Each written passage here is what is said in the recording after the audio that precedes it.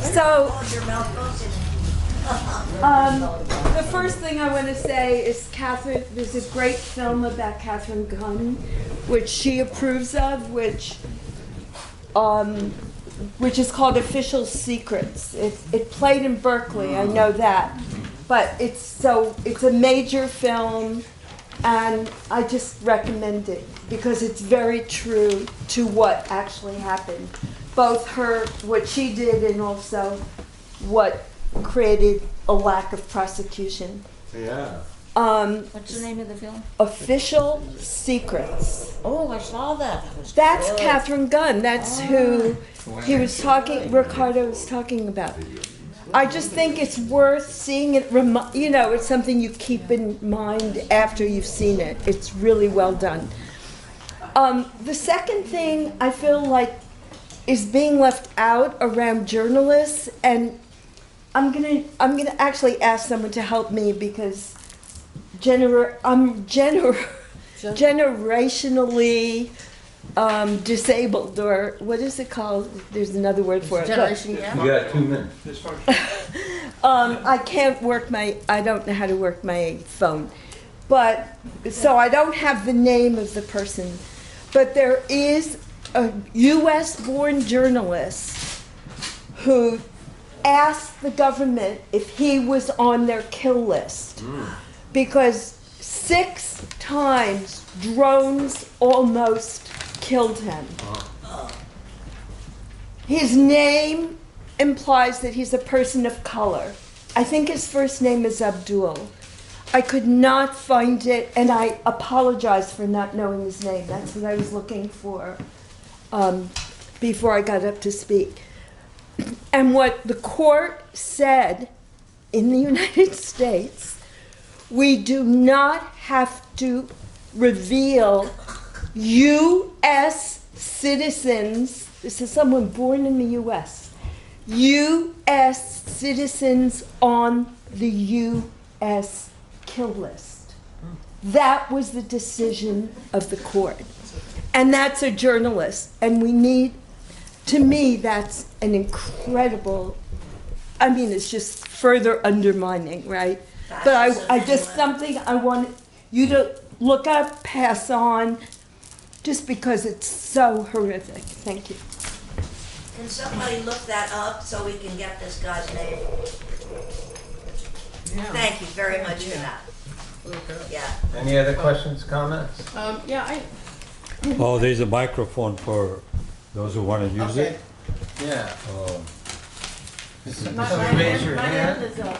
Well, She said something first. I said something important. Yeah, I did. I went like that, and I really. Hello. Hello. Well, I had a question. What was your name, please? For you? Cecile. Cecile? Yeah. Oh, Cecile. What is patriarchal about the Neville Proctor Library? You did say that. We're not really talking about this library. Well, I don't mean the We're library. talking There's about something the culture She doesn't want that applies here. And I brought that up, and I want to be very clear about that. Good. This is not identity politics, okay? Not at all. I'm not into that. What this is a cultural imperative, in my view. And the reason for that is that women and men differ. I think we would agree on that. I do not think that that is a controversial statement. It is a balanced statement, Steve, okay? It is a balanced statement. Is he agreeing with you, or? But I do think it's very important. And the reason I do is that there are different ways to slice the bologna, or the sausage, if you like. There are different ways to look at things. And I think it's very important that we don't deprive ourselves of the ability to look at things in different lights, okay? We had, for example, a president who was 50% black and 50% white. Why was he called a black president? Why was he not called a white president? Yeah. We had a female who was running for office. She was one of the most hated politicians in the world. Basically, Got 2 minutes. she made Libya into a failed state as the secretary of state. Okay, so is this a woman or is this a man? What is this creature? This is not. She looks like a this woman. is not a woman. Okay, this is a person who is basically hell-bent on destruction. And I think those distinctions are very important to make. There is a fundamental difference between the sexes, and I'm going to say exactly what it is. Good. It has to do with your eyes. So, for example, Got 1 minute. men are capable of laser focusing, and you heard some of that this morning, because they have a tremendous emphasis on the cones. But women have emphasis on the rods, and that allows us to see peripherally. And if you notice in your peregrinations in the street, how many times women notice other people and how many times men notice other people. This is a fundamental difference. And because of that, women have something very important to contribute. And that is to say that we can break things down in a different way. And because that's a very important view, it needs to be factored in. And that's all I'm saying. Well, like the book was, men are from Mars and women are from Venus. No, not at all. Not at all. No, I got a punchline here. You don't have to. But men are from the Earth and women are from Earth, so deal with it. That's a laugh. But Nora's got the floor. Okay, I'm gonna say something, okay? Sit down. Don't sit down. Abdul Karim. Abdul Karim. Oh, Abdul Karim. Abdul Karim. Abdul Karim. Very important to know that. I think his first name is Bilal, I believe. Bilal? Bilal, B-I-L-A. Oh, wait a minute. Oh, it is. I'm sorry, I didn't see that. Yeah, I thought that was. The trouble with Say it, Bilal. please. Can we proceed with the Sorry, program, please? Can you spell Oh, it? she wanted to know that name. B-I-L-A-L, Bilal. Bilal Abdul Karim. Ready? The trouble is that we have democracy, and that's what's managed to take over the situation. Who owns the democracy is the question, and it's not us. So we need to keep that language together. We need to keep away, I'm sure you can interpolate what I'm saying into activism for today. Calling it, we don't have democracy, we have to take back democracy. Yes, we never had the democracy that bespeaks what we want to say, because the owners have owned it all this time. Very important. Thank you, Norma. Okay. Okay. Anybody else? Comment, question? Yeah, gentlemen? I think it's great that whistleblowers come forward in spite of all the pressure, and in spite of all the danger. And it's great to have examples of people who have gotten support from the community and have come through it.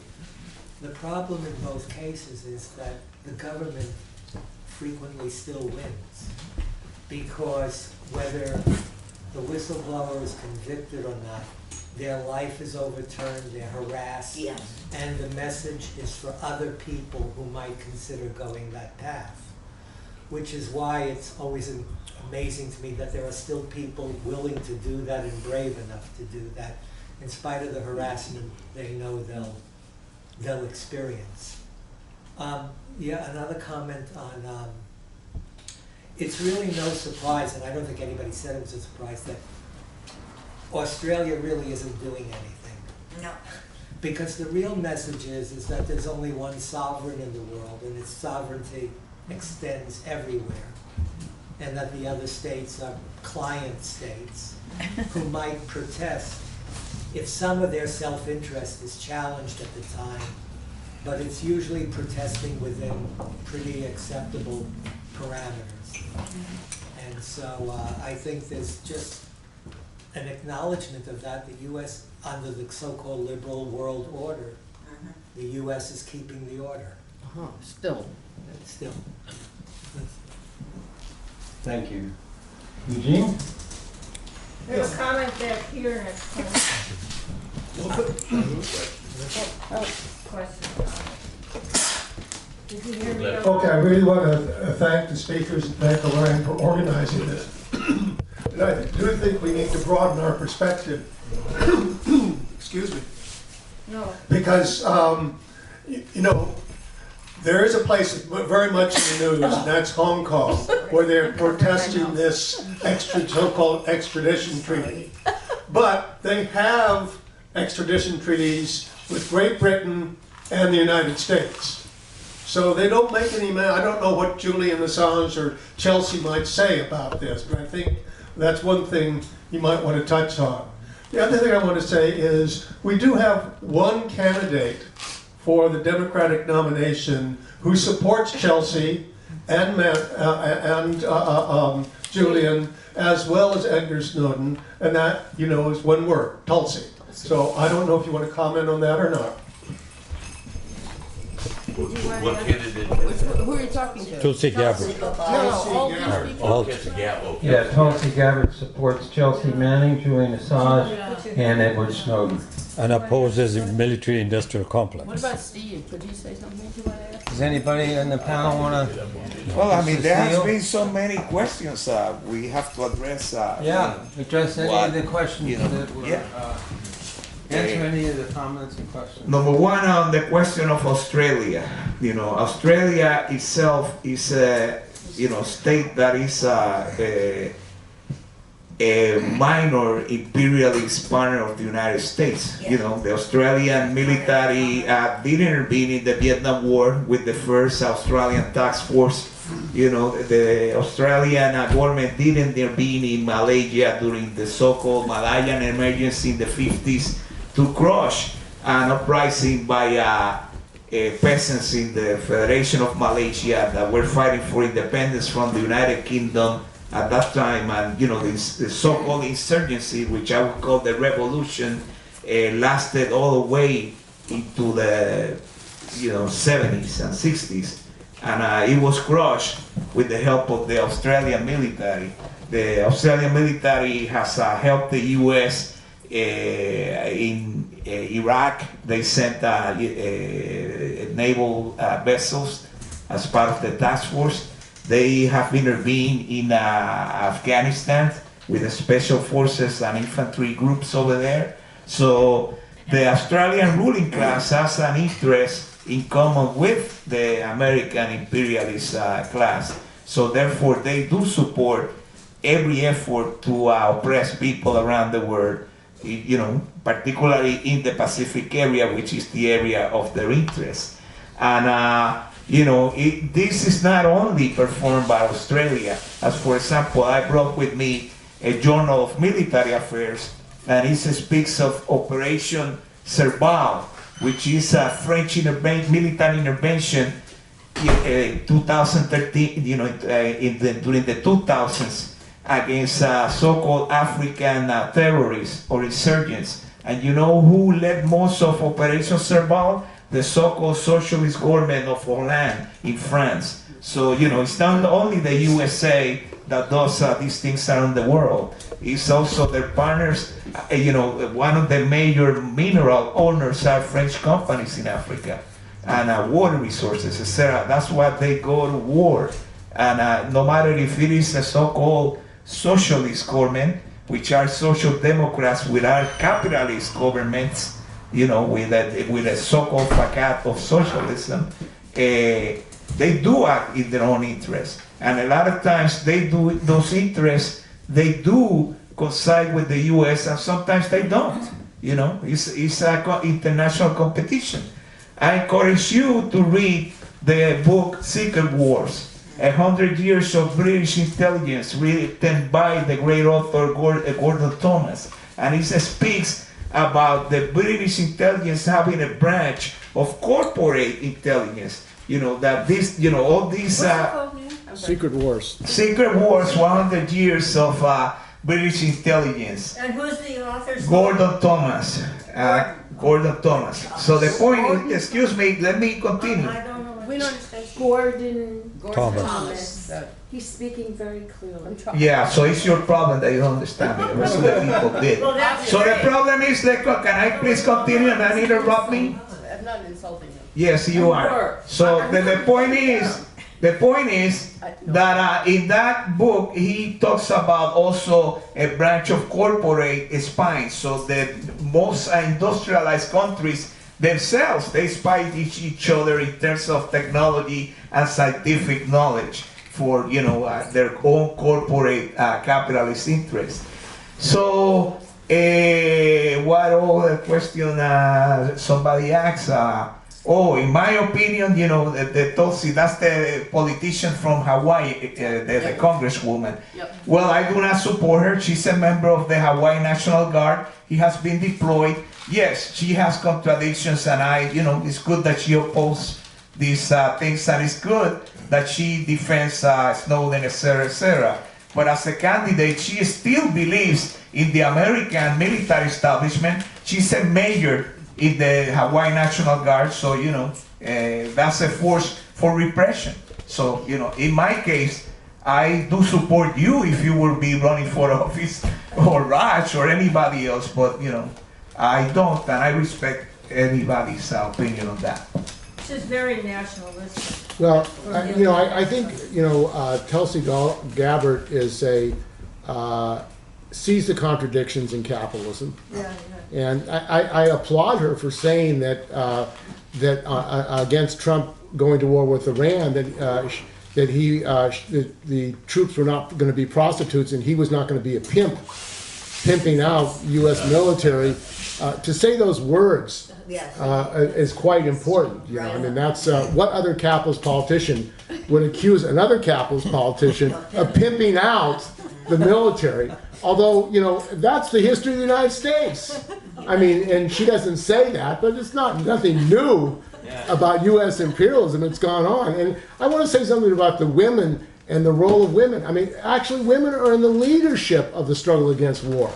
Women are in the leadership of the struggle against imperialism all over the world. Women!